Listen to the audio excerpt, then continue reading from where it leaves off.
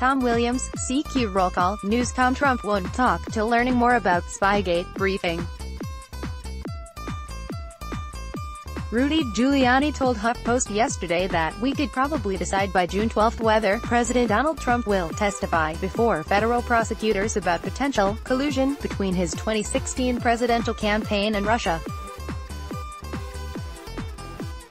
The decision, said Giuliani, hangs on how much is revealed to Trump about the Justice Department's probe into what Trump is determined to call Spygate, involving the FBI's use of a confidential informant to talk to people within Trump's orbit as part of the Bureau's Russian influence investigation. Giuliani also told HuffPost that if he had his druthers, the president would keep quiet. "I would not like to talk to Mueller at all. I don't see what you gain from that. However, Trump has a strong view that he should testify," Giuliani added. "He believes he's telling the truth. He didn't collude with the Russians and he didn't obstruct justice." 8 lawmakers from both parties met yesterday with FBI Director Christopher Wray and Deputy Attorney General Rod Rosenstein for a classified briefing on the FBI informant used to monitor the Trump campaign. Their meeting followed a Justice Department briefing for House Intelligence Chairman Devin Nunes, Califf Oversight Chairman Trey Gowdy, RSC, and Rep. Adam Schiff, Califf, the top Democrat on the House Intelligence Committee. Also in the room, Trump's lawyer, Emmett T. Flood, and Chief of Staff John F. Kelly. Their presence raised immediate suspicions and outrage from Democrats, but Flood and Kelly left the room before the confidential part of the meeting began, according to a White House statement. Emmett Flood's presence and statement at the outset of both meetings today was completely inappropriate, and I told him so. It only underscores what Rudy Giuliani said. The president's legal team expects to improperly obtain and use such information for their defense. Adam Schiff, at Rep. Adam Schiff, May 24, 2018. Democrats were unimpressed by the briefing. "Nothing we heard today has changed our view that there is no evidence to support any allegation that the FBI or any intelligence agency placed a spy in the Trump campaign, or otherwise failed to follow appropriate procedures and protocols," Schiff tweeted after the briefing. Rudy tells at DeSamuelson that today's briefing will inform Trump's legal defense. "We want to see how the briefing went today and how much we learned from it.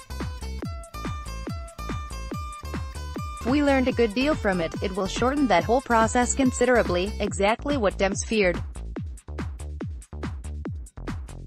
Kyle Cheney, at Kyle Cheney, May 24, 2018. Giuliani told Politico yesterday that if we learned a good deal from the briefings, it will shorten that whole process considerably.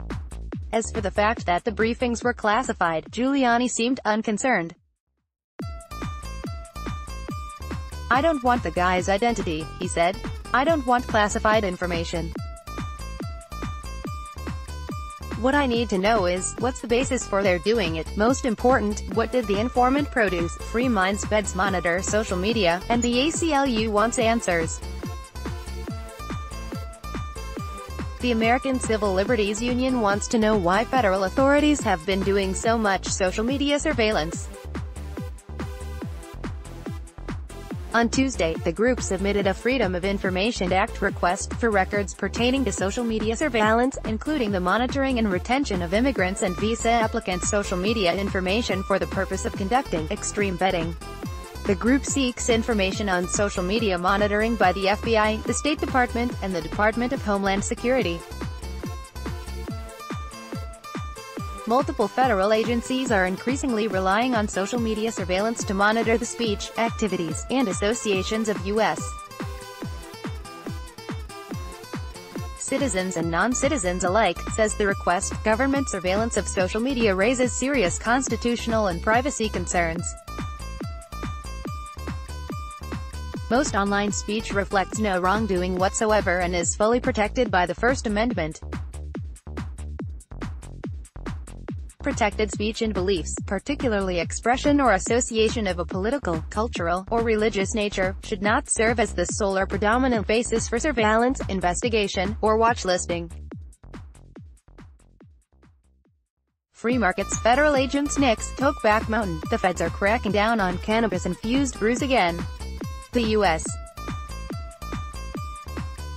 Alcohol and Tobacco Tax and Trade Bureau is going after San Francisco Black Hammer Brewing, ordering the small brewery to stop selling its Tokeback Mountain beer. Tokeback Mountain is made with cannabidiol (CBD) extract derived from hemp plants. CBD is prized more for potential health benefits than giving users a high. Alas, the beer still runs afoul of federal law. In a bittersweet way, the alcohol agency's cease and desist here represents an improvement in our country's insane drug policies. Black Hammer Brewing isn't in trouble for running afoul of the federal government's persistent ban on marijuana and its non-psychoactive cousin hemp. It ran afoul of a more mundane regulation, foregoing special approval to add a non-standard beer ingredient to their brew. Black Hammer Brewing says it will now apply for approval to legally sell the CBD beer. Quick hits.